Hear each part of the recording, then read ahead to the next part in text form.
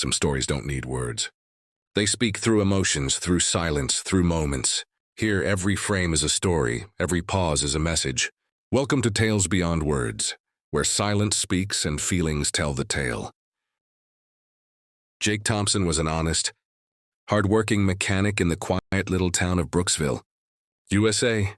At just 27 years old, respectful, and always willing to lend a helping hand, Jake had been working at Carter's Auto Garage for the last 4 years under the stern eye of Mr. Ronald Carter.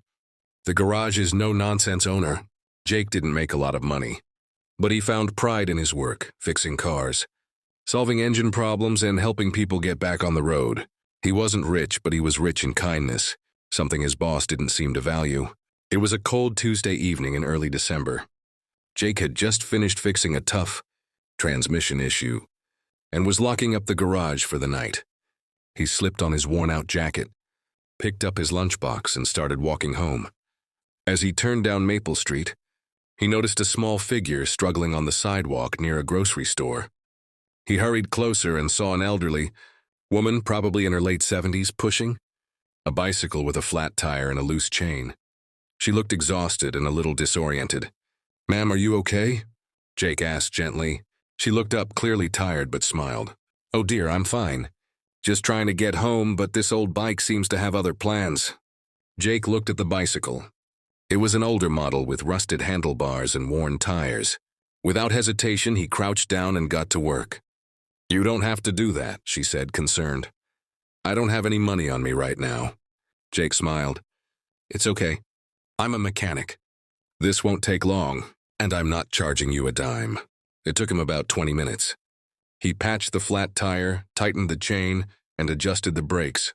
When he was done, the bike looked better than it had in years. The woman, deeply moved, asked him for his name. "Jake Thompson," he replied. "Thank you, Jake. My name is Margaret. You have no idea how much this means to me." Jake nodded with a smile. "Be safe getting home, Miss Margaret." She waved as she pedaled away, and Jake continued his walk home, feeling like he had done something meaningful.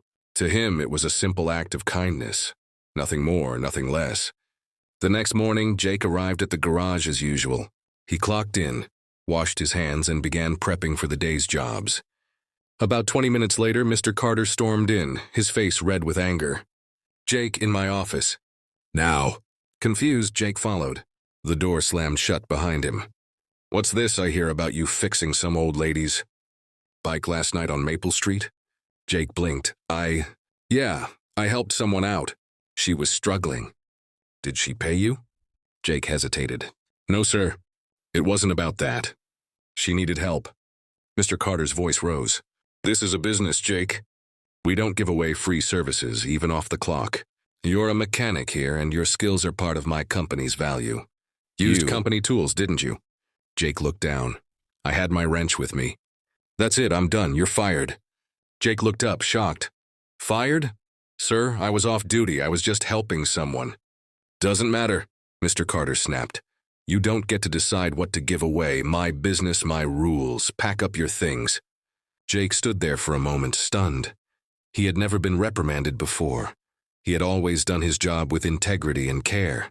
And now he was being fired for helping an elderly woman fix her bike. He quietly walked out, packed his small toolbox, and left without another word. His co-workers were too afraid to say anything. Some of them looked at him with sympathy. Others avoided eye contact altogether. As Jake stepped outside into the crisp morning air, he felt a mix of anger, disappointment, and sadness.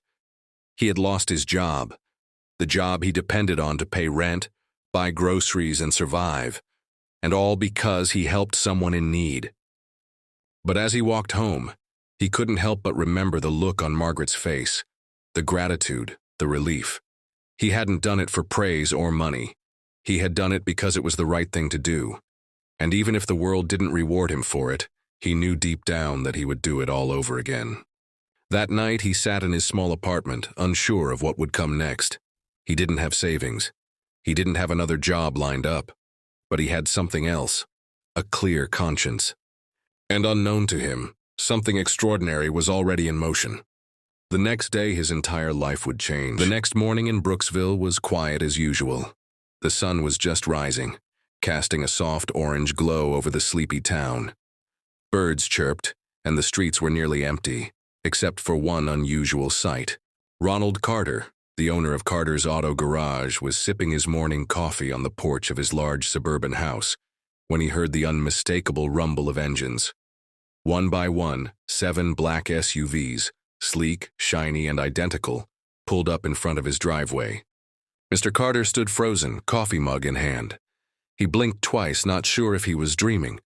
These weren't ordinary cars. They had dark-tinted windows, polished rims, and subtle U.S. government or private security decals on the plates. The kind of vehicles you only saw in movies or around very powerful people. "What in the world?" he muttered, slowly walking to the edge of his driveway. The doors of the first SUV opened, and 2 men in black suits and sunglasses stepped out. Without a word, they opened the rear door, and out stepped a woman. She was elderly, but regal. Her posture was straight, her expression calm, and her clothes expensive but understated. She wore a long dark coat, a scarf, and pearls that shimmered faintly in the sunlight. Carter squinted. She looked familiar, too familiar. "I believe we've met before," she said softly, walking toward him with the grace of someone used to commanding rooms. Carter's face drained of color. "You're the woman Jake helped." "Yes," she replied. "My name is Margaret Whitmore." The name hit Carter like a hammer. He had heard that name before, on news channels, business magazines, even Forbes.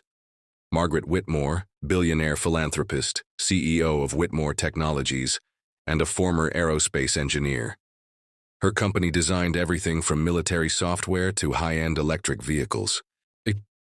"I didn't know who you were," Carter stammered, suddenly aware of how underdressed and unprepared he was. Margaret gave him a piercing look. "It shouldn't matter who I am, but what matters more is what you did, or rather, what you failed to understand." She gestured behind her. A few more suited professionals stepped out, one holding a leather folder. Another held a briefcase.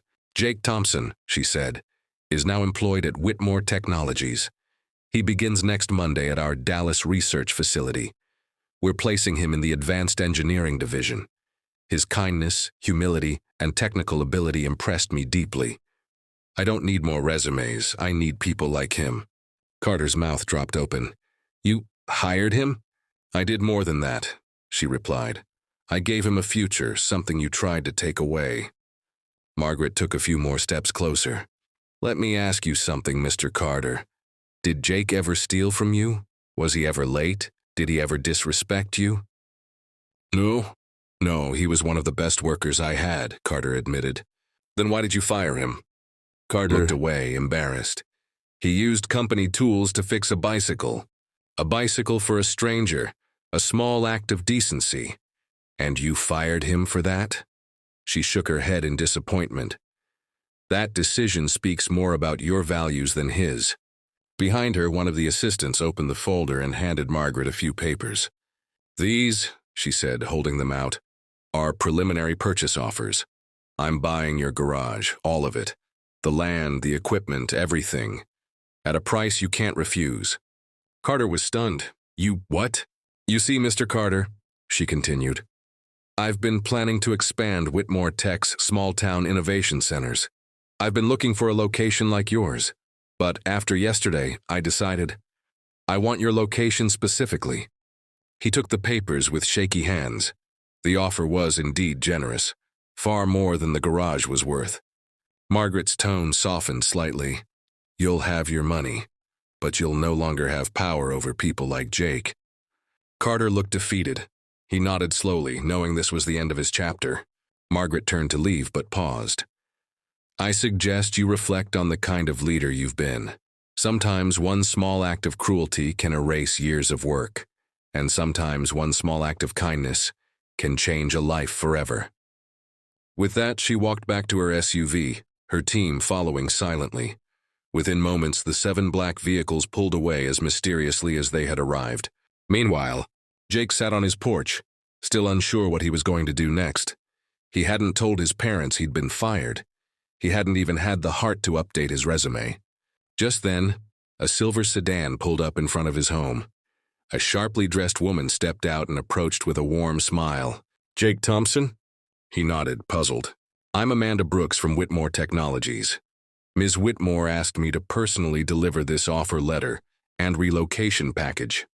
Jake blinked. Wait, what? She was the woman you helped. She never forgot. She wants you on her team. Jake's hands trembled as he opened the envelope. Inside was a formal letter offering him a full-time engineering position, health benefits, housing support, and a signing bonus larger than he had ever imagined. He looked up speechless. Amanda smiled. Sometimes the universe gives back. You helped her with no expectation of return. Now it's your turn to rise. Epilogue. 2 months later, Jake stood outside a gleaming modern building in Dallas, Texas. He wore a badge with his name, his ID number, and the Whitmore Technologies logo. He had gone from a small-town mechanic to a lead technician in one of the most respected firms in the country, all because he chose kindness when no one was watching. And as for Mr. Carter, he retired early with plenty of money, but without the respect of the town or the loyalty of good people like Jake. Sometimes destiny knocks,